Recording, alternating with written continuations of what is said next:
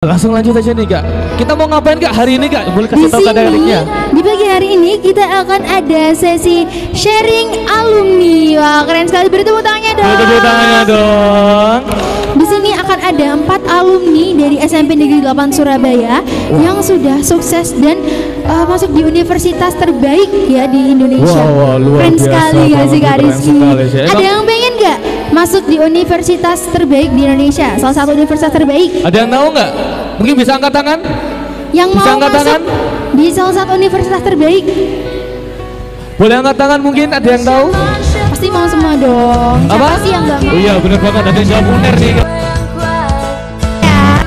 Ya. Oke, di sini kita akan ada 4 narasumbernya. SMP Negeri 8 Surabaya. Bisa disebutin Kak, ada siapa aja di sini? Oke, nama yang pertama ini ada siapa nih Kak ya? Ada siapa ya? Ada Kak Raden Ajeng Risma Purjatirta yang lulus pada tahun 2019 dan sekarang menempuh pendidikan di Universitas Airlangga Surabaya. Oke, kasih tepuk tangannya dong untuk Kak Risma. Ya, silakan. Untuk yang kedua ini ada siapa ya? Untuk yang kedua ini ada siapa nih ya? Ya, silakan Kakak. Oke, yang kedua ini ada Kak Ananda Nur Rahma Kurniasari yang merupakan alumni dari SMP Negeri 8 Surabaya yang lulus pada tahun 2019, menempuh pendidikan di Universitas Airlangga pada ini jurusan ya, manajemen perkantoran digital. Beri tepuk tangannya sekali lagi. Beri tepuk tangannya dong.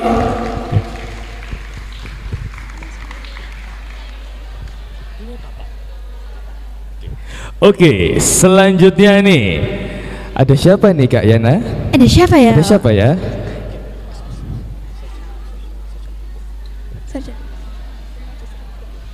Selanjutnya ada Bapak Abdi Munawadeng Manggagang, sarjana sosial, sarjana hukum dan magister hukum yang merupakan alumni SMP Negeri 8 Surabaya tahun 1994 yang saat ini berprofesi sebagai Hakim Pengadilan Negeri Gresik. Boleh tepuk tangannya dong.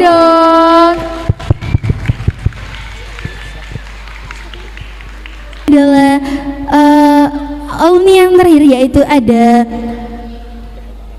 Dr. Hewan Natalia yang lulus pada tahun 1994 yang sekarang berprofesi sebagai dokter hewan. Beri tepuk tangannya. Beri tepuk tangannya dong.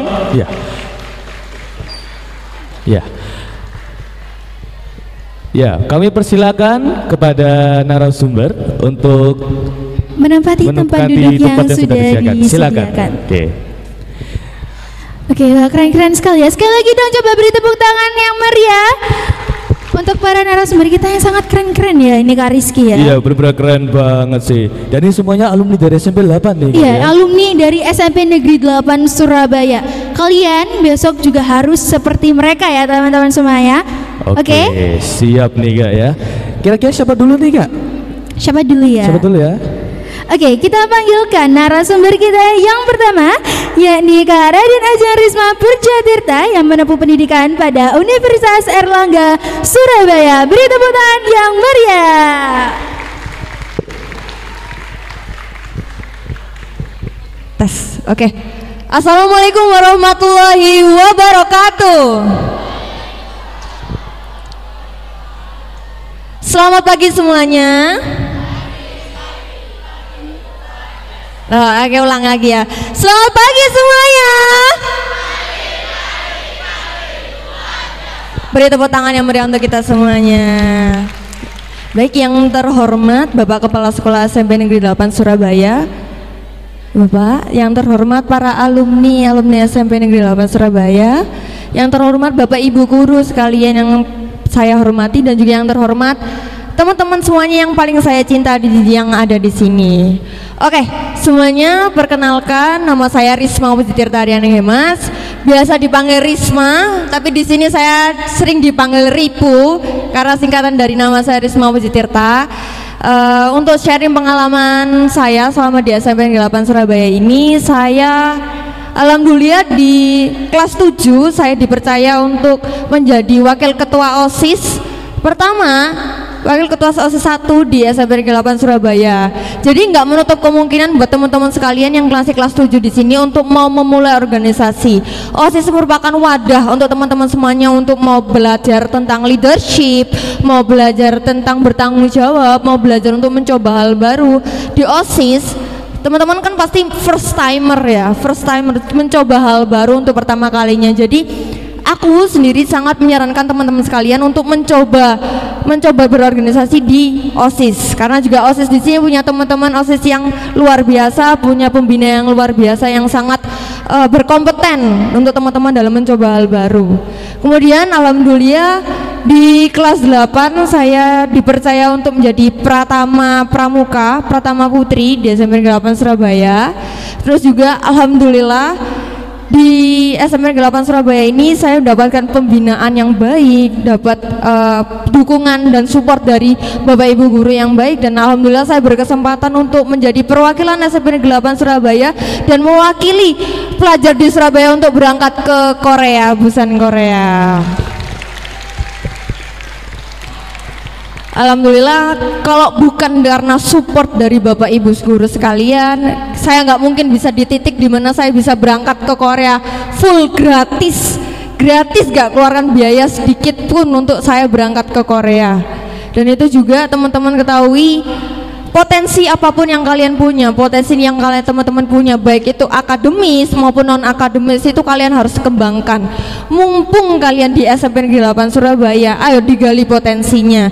Kalian di sini punya ekstrakurikulernya di sini juga nggak sedikit.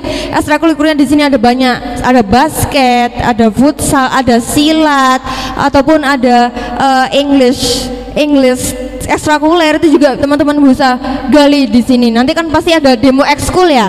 Nah, demo ekskul ini kalian teman-teman bisa coba menggali-gali tentang potensi-potensi yang teman-teman punya. Kalau misal teman-teman suka tari, suka dance, suka tiktokan, nah itu teman-teman coba gali, teman-teman bisa masukkan ke potensi kalian di ekstrakurikuler tari untuk bisa dikembangkan. Nah, kalau teman-teman juga kepengen berangkat ke Korea kayak saya, teman-teman bisa tunjukkan kepada Bapak Ibu guru sekalian kalau memang saya ini pantas untuk menjadi mahasiswa, perwakilan mahasiswa ke Korea, seperti itu.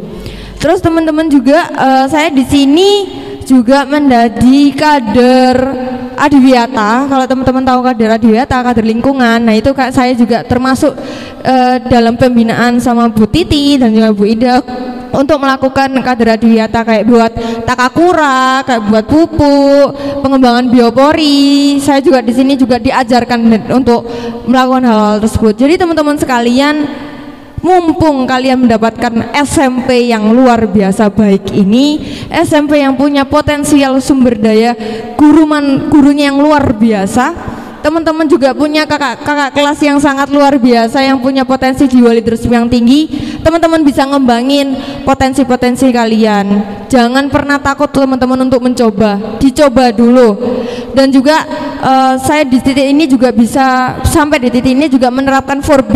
Mungkin teman-teman bisa ngikutin 4B saya, yaitu behavior, brain, beauty, and brave. Jadi teman-teman coba untuk berani dulu, berani mencoba. Teman-teman akan menyesal kalau misal teman-teman udah kelas 8, udah kelas 9 tapi teman-teman nggak mencoba sesuatu. Jadi saya menyarankan teman-teman untuk berani dalam mencoba sesuatu, berani menunjukkan bahwa iya Bu, saya punya potensi ini. Kalau misal pasti kan Bapak Ibu guru kalau punya acara kayak siapa yang punya bakat nari, nah itu kalian tunjukin aja kalau misal kalian memang punya bakat itu. Kalau memang kalian jago dalam public speaking, coba tunjukkan aja kalau memang kalian jago dalam public speaking. Kalau kalian nggak mencoba untuk berani menunjukkan, bagaimana orang lain bisa tahu kalau kalian punya potensi tersebut. Kalau kalian memang bisa nyanyi, kalau kalian nggak nunjukkan, bagaimana kita bisa tahu kalau kalian bisa nyanyi.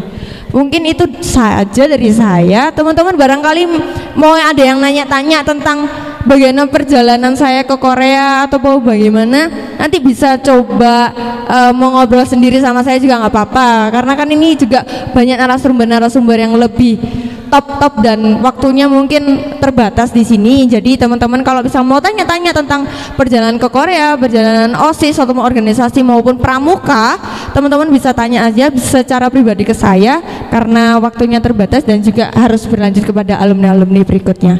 Begitu saja dari saya. Wassalamualaikum warahmatullahi wabarakatuh dan terima kasih. Assalamualaikum warahmatullahi wabarakatuh. Oke, boleh tepuk tangan yang meriah dong untuk Kak Risma Puja Tirta. Wow, sangat ini Kak ya, memotivasi gitu Kak. Motivasi sekali Iya. ya. Dan juga tadi ini ya, sempat ke Korea juga gitu ya. Iya. Wah, masa kalian nggak mau sih gitu kan? Masa kalian nggak mau gitu? Mau dong, mau pasti dong ya, ke Korea mau dong. gitu kan? Oke, kita lanjutnya sih Kak Riz. Iya, lanjut aja nih Kak. Oke, untuk narasumber yang kedua ada Kak Ananda Nur Rahma Kurniasari. Oke, beri tepuk tangan dong untuk Kak Ananda.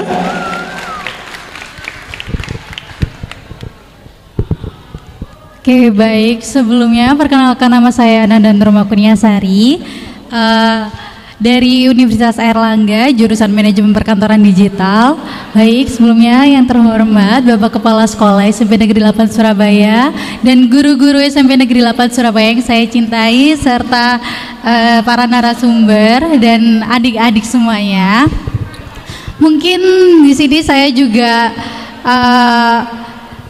lulusan dari SMP Negeri 8 pada tahun 2020. Dan mungkin sedikit berbeda dengan Kak Risma Puja Tirta yang sebelumnya memang sudah basic di dunia organisasi dan sudah pinter public speaking. Jujur ini kali pertama saya untuk ngomong di depan umum di banyak orang. Dan saya di SMP Negeri 8 Surabaya juga lumayan aktif anaknya karena saya juga memanfaatkan peluang yang ada. Jadi setiap ada perlombaan saya juga sebisa mungkin untuk mengikutinya. Dan dulu saya di SMP Negeri 8 Surabaya itu aktif di ekstrakurikuler pencaksilat. Jadi dulu juga alhamdulillahnya diberikan kemenangan pada kejuaraan ITS Cup pada tahun 2017, juara 1 Praremaja Putri. Lalu pada 2018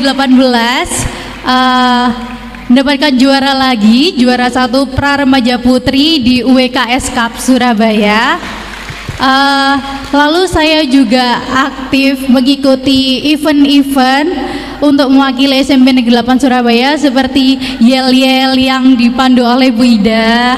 Lalu setiap tahunnya saya juga mengikuti yel-yel tersebut gitu. Jadi saya di SMP Negeri 8 ini lulus pada tahun 2020, yang mana pada saat itu di zaman saya kebetulan ada COVID, jadi angkatan saya nggak ada ujian nasional. Kita menggunakan rata rapot dan juga ujian sekolah. Jadi menurut saya pada saat COVID-19 itu masa-masa yang sangat sulit, karena kan kita juga beradaptasi dengan adanya wabah tersebut. Yang awalnya kita sering ke sekolah, ketemu teman-teman, terus tiba-tiba belajarnya jadi di rumah aja gitu. Itu menurutku sangat merubah habitku juga gitu. Yang awalnya aktif, ikut kegiatan, ikut perlombaan, tapi karena adanya COVID itu cukup merubah diri aku. Aku jadi cukup malas pada saat itu, karena kan ya memang kita belajarnya di rumah aja gitu. Lalu sampai akhirnya pada waktu saat kelulusan itu aku alhamdulillahnya masuk eligible pada saat itu. Dan itu nggak mudah teman-teman untuk mendapatkan eligible. Aku dulu di SMA Negeri 9 Surabaya.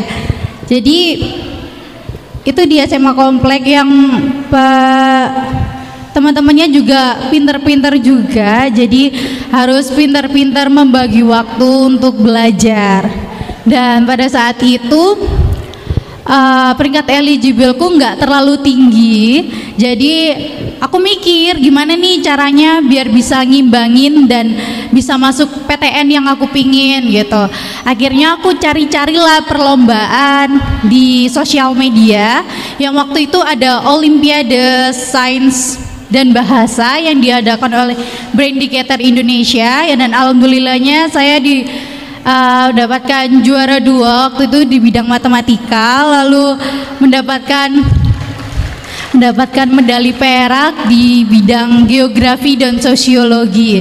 Dan akhirnya sertifikat tersebut yang mengantarkan saya bisa masuk ke Universitas Erlangga.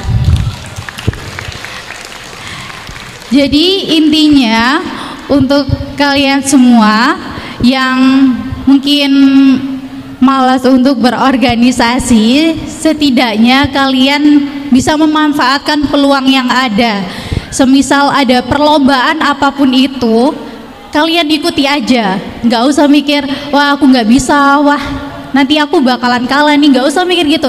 Kalau kalian nggak pernah mencoba, kalian nggak akan pernah tahu gitu. Dan ketika kalian gagal, kalian akan tahu gagalnya di saat apa. Jadi kalian bisa memperbaiki itu semua. Dan yang perlu kalian ingat, ada kata-kata yang selalu aku ingat juga, yaitu paksa, bisa, dan terbiasa.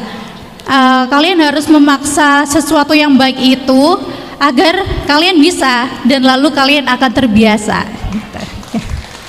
Terima kasih.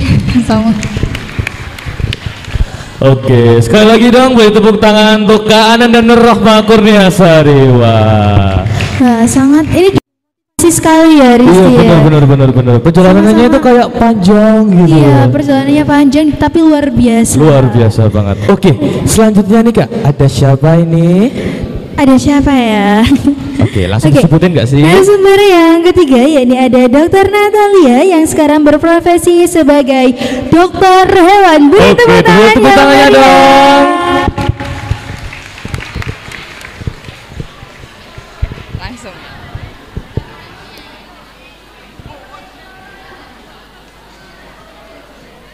Selamat pagi. Kurang keras kayaknya ya. 1, 2, 3. Selamat pagi. Kalian keren. Tepuk tangan untuk semuanya. Pertama-tama saya ingin mengucapkan selamat pagi dan terima kasih buat Kepala Sekolah SMP Negeri 8 dan Ibu Guru yang kami cintai. Terima kasih undangannya. Terima kasih Pak Helmi. Pak Helmi ini teman seangkatan saya bersama-sama dengan Pak Abdi. Ya, keren ya kalau lulusan SMP 8 ada yang mengabdi menjadi guru di sini. Pertama saya ingin sharing bahwa sebagai dokter hewan ini begini dulu ya. Mungkin kalian tidak ingin mendengar saya, tapi pura-puralah kalian memperhatikan saya supaya saya juga bisa pura-pura untuk didengarkan gitu ya. Dan tolong untuk kakak-kakak OSIS, tolong jangan bikin keributan sendiri ya, walaupun tidak butuh ya. Begini, pertama-tama saya ingin memperkenalkan 5 freedom. Apa itu 5 kebebasan?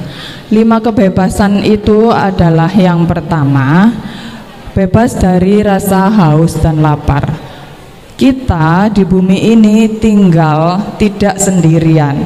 Kita tinggal bersama makhluk hidup yang lain, dengan hewan, dengan tumbuh-tumbuhan.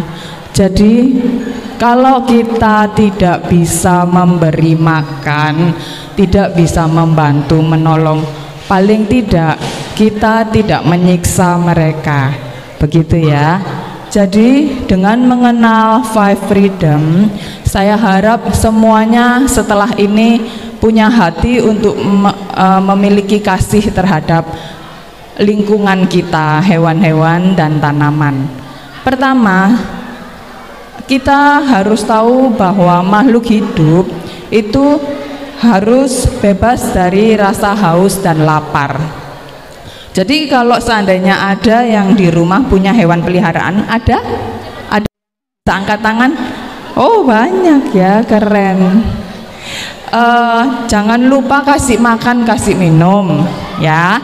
Kalian sendiri kalau lapar pasti ngereok ya toh.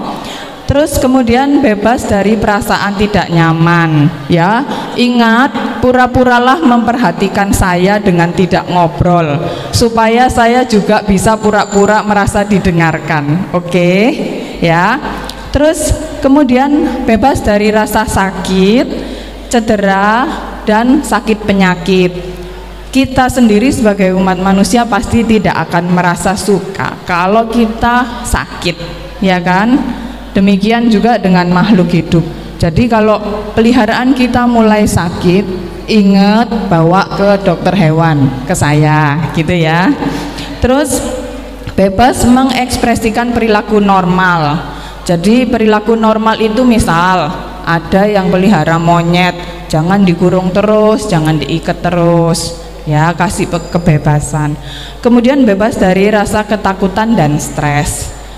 Seringkali saya melihat bahwa hewan itu merasa sangat stres dan ketakutan.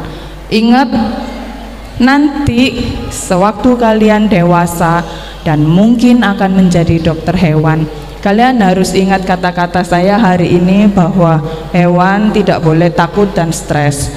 Dan seandainya nanti ada teman-teman muslim yang ikut acara Idul Adha misalkan, nanti kasih tahu ya Pak RT-nya, Pak, kalau nyembelih jangan di depan teman-temannya sendiri, ya kan? Kalau misalkan kita mau dibunuh di depan teman-temannya, itu pasti kita takut, itu nggak boleh, ya, nggak halal dagingnya, begitu. Bagaimana kita bisa mewujudkan 5 freedom terhadap hewan dengan menjadi dokter hewan? Apa yang harus kita siapkan sejak sekarang kalau ingin menjadi seorang dokter hewan? Persiapannya apakah nanti kalau sudah kuliah? Bukan begitu ya. Karena apa? Kita harus mulai persiapan hari ini. Waktu kalian menginjakkan kaki kalian di bangku SMP, kalian harus sudah tahu bahwa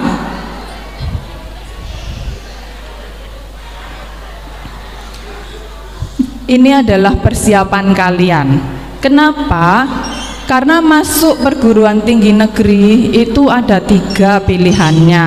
Jalur prestasi itu gratis, jalur ujian itu susah, jalur swasta itu mahal. Jadi siap-siaplah mulai dengan saat ini. Jadilah siswa berprestasi. Kalau kalian jadi siswa berprestasi mulai sekarang, akan gampang untuk masuk SMA favorit. Bener nggak kakak-kakak? Ya kan?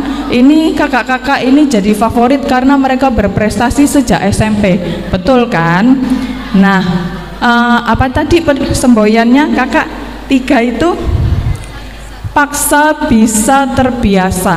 Paksa diri kalian mulai saat ini untuk belajar. Dengan paksa kalian akan bisa. Dengan bisa kalian akan terbiasa. Keren sekali nih semboyannya kakak-kakak ini ya. Nah, mari memaksa mulai dari sekarang. Dengan kalian menjadi siswa berprestasi mulai dari sekarang, masuk SMA itu gampang. Tahu-tahu kalian nyemplung gitu aja ke kelas favorit.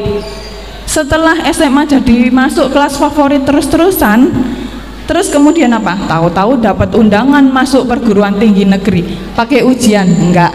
Kalian privilege, ya. Jadi dengan menjadi undangan privilege masuk perguruan tinggi negeri, yang butuh itu pemerintah, bukan kita. Pemerintah butuh siswa berprestasi, ya kan? Diundang, ayo masuk ke perguruan tinggi kami, ayo kuliah di tempat kami. Kalau kalian tidak beruntung di tahapan ini, pilihan kedua adalah ujian, ya.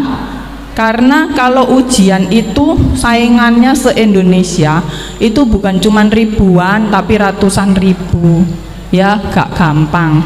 Tapi kalau kalian mau berusaha memaksa, akhirnya akan bisa, kemudian biasa menghadapi ujian itu, gitu ya. Apa tadi semboyannya? Kita katakan sama-sama ya, semboyannya kakak siapa? Nama saya Rara. Mari kita katakan sama-sama. 1, 2, 3. Paksa. Keren kalian, keren semuanya. Ya, ingat ya. Nanti setelah SMP, kalau kalian ingin jadi dokter hewan seperti saya, kalian bisa mempersiapkan diri dengan ilmu-ilmu seperti biologi. Kalau kalian ingin menjadi hakim seperti Pak Abdi, kalian bisa masuk ke jalur IPS, begitu ya. Kemudian nanti pas SMA itu akan ada jalur-jalur pengarahan gitu ya. Kalian nanti minatnya ke IPA atau ke IPS gitu. Nah, dengan mulai dari sekarang deketi guru-guru itu, cari interest kalian kemana ya, ke materi yang apa, cari tahu diri kalian sendiri, aku interestnya kemana ya. Jangan karena kalian generasi muda dikit-dikit gabut, dikit-dikit galau ya. Jadi harus mulai tahu aku ingin jadi apa mulai sekarang. Ya, aku ingin berprestasi di bidang apa mulai sekarang ya. Generasi sekarang tuntutannya lebih besar daripada generasi saya karena saingan kalian lebih banyak. Kalian berprestasi atau kalian digilas begitu. Oke, Fakultas Kedokteran Hewan di Indonesia sekarang sudah banyak, 13. Kalau zaman saya dulu cuma 5. Jadi ayo mulai sekarang berusahalah memaksa diri kalian untuk belajar. Saya tahu kalian semua bisa dan kita tahu bahwa nanti kita akan terbiasa. Semangat ya, mari kita sama-sama belajar mulai dari sekarang, jangan malas. Thank you ya. Assalamualaikum warahmatullahi wabarakatuh. Selamat pagi. Pagi, luar biasa. Luar biasa. Yang terhormat Bapak Kepala Sekolah SMP Negeri 8, terima kasih Bapak, saya diberikan kesempatan untuk berpartisipasi dan berbicara di depan adik-adik yang luar biasa ini. Kalian memang hebat ya. Kemudian para dewan guru, para alumni, siswa-siswa yang saya banggakan. Nah, sebelumnya sudah disampaikan bahwa profesi saya kebetulan saja itu jadi hakim. Ada yang tahu hakim itu apa sih? Apa hakim itu? Kalian tahu hakim itu apa? Hah? Ada? Ayo coba angkat tangan yang bisa jawab. Hakim itu apa? Siapa? Coba jawab. Apa? Hakim itu apa? Hah? Tahu ya? Jadi hakim itu adalah orang yang memeriksa dan memutus suatu perkara di pengadilan ya. Jadi kalau ada yang bersengketa ataupun bersalah ya, yang menghukum adalah hakim. Nah, saya kok kebagian yang menghukum kan begitu.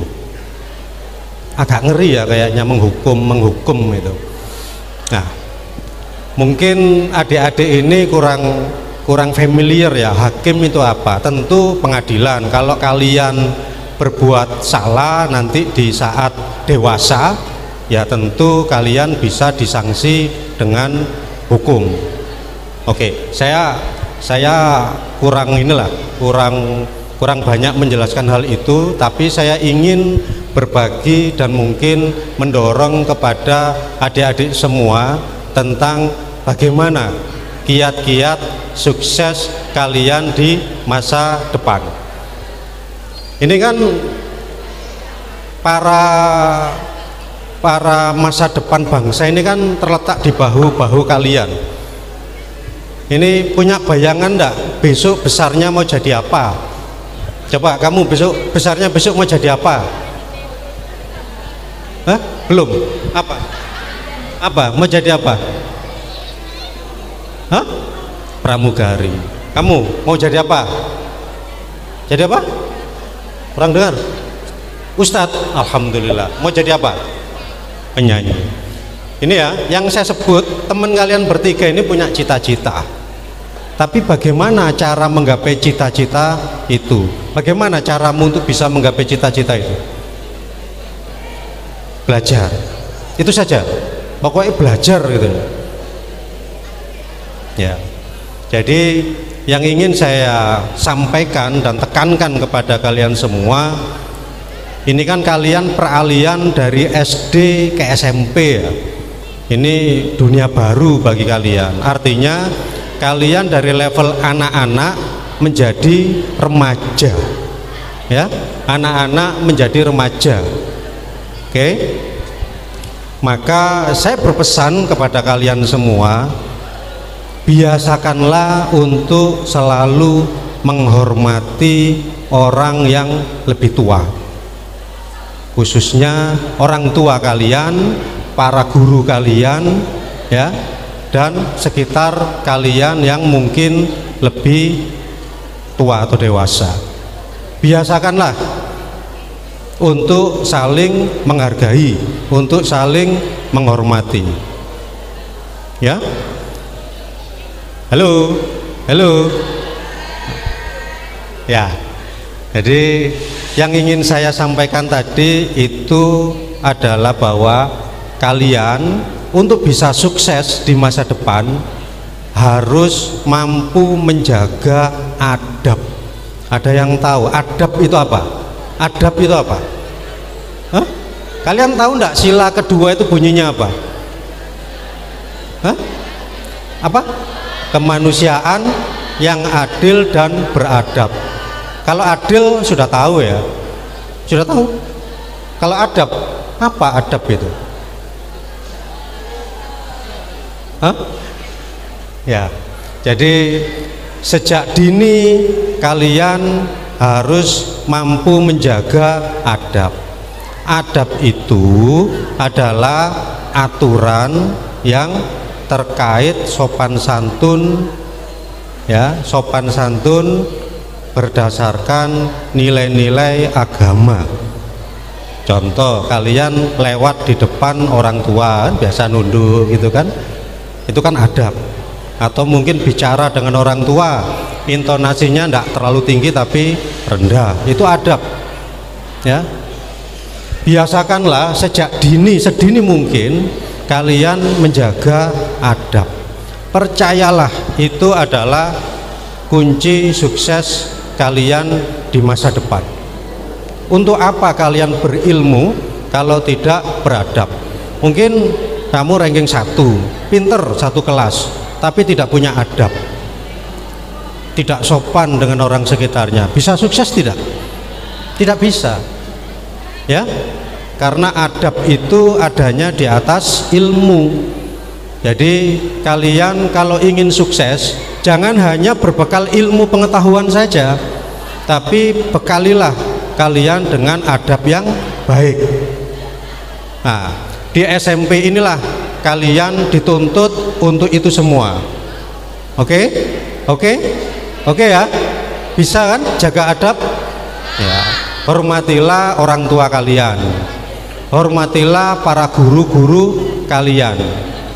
Karena di sini kalian akan mendapatkan ilmu yang itu juga akan menjadi bekal kalian di masa mendatang untuk bisa lebih sukses. Semua orang ingin sukses sesuai dengan cita-citanya, mau jadi pramugari, mau jadi ustadz, mau jadi penyanyi, mau jadi apa saja, itu memang bekalnya ilmu. Sehingga saya berikan ini ya, suatu modal untuk bisa berhasil. Itu sebenarnya kalian itu harus kompeten. Mau jadi pramugari harus kompeten, jadi ustadz kompeten, jadi penyanyi kompeten. Untuk bisa kompeten, ya, itu modalnya satu, knowledge. Knowledge itu ilmu. Ya, ini ilmu di sekolah ini yang kalian dapatkan, ya, knowledge. Yang kedua, dari knowledge itu kalian harus punya skills. Skills itu keahlian sebagai pramugari, harus mampu apa, sebagai ustadz, penyanyi harus mampu apa. Itu namanya skills atau keahlian. Yang ketiga itu kalian harus memiliki attitude. Attitude bahasa Inggris ya, attitude, yaitu perilaku. Nah, perilaku itulah tatarannya adalah adab. Sehingga ya, saya menyampaikan ini bukan berdasarkan yang saya baca, tapi berdasarkan pengalaman dan yang saya yakini. Kalau kalian ingin sukses dan berkompeten, jaga 3 hal itu. Tuntutlah ilmu sebanyak-banyaknya, pupuk keahlian kalian, jaga attitude kalian. Apa saja tadi? 3 hal tadi untuk bisa berhasil di masa depan. Ada 3 tadi apa? Apa? Knowledge, pengetahuan. Ya. 2 apa? Skills. Apa skills itu? Keahlian. 3 apa? Attitude, yaitu sikap, perilaku. Yang tadi saya jelaskan, yaitu adab. Itu yang harus kalian jaga. Di antara kalian yang yakin ke depan sukses, coba angkat tangan. Ayo coba, mana yang angkat tangan? Siapa mau sukses? Saya yakin dan percaya kalian semua ke depannya akan menjadi insan-insan yang sukses. Oke, dimulai di SMP Negeri 8 ini, seperti yang tadi saya sampaikan, jagalah adab kalian, tambah ilmu kalian atau knowledge kalian, lengkapi dan pertebal pupuk keahlian-keahlian yang bisa kalian kuasai. Mungkin ingin menjadi dokter, ingin menjadi hal-hal yang tadi disampaikan oleh alumni-alumni sebelumnya, sehingga keberhasilan dan kesuksesan itu sebenarnya hanya menunggu hari menanti kalian datang di masa depan. Oke? Oke ya, sukses ya. Terima kasih dari saya, mudah-mudahan bermanfaat. Wabillahi taufik wal hidayah. Wassalamualaikum warahmatullahi wabarakatuh.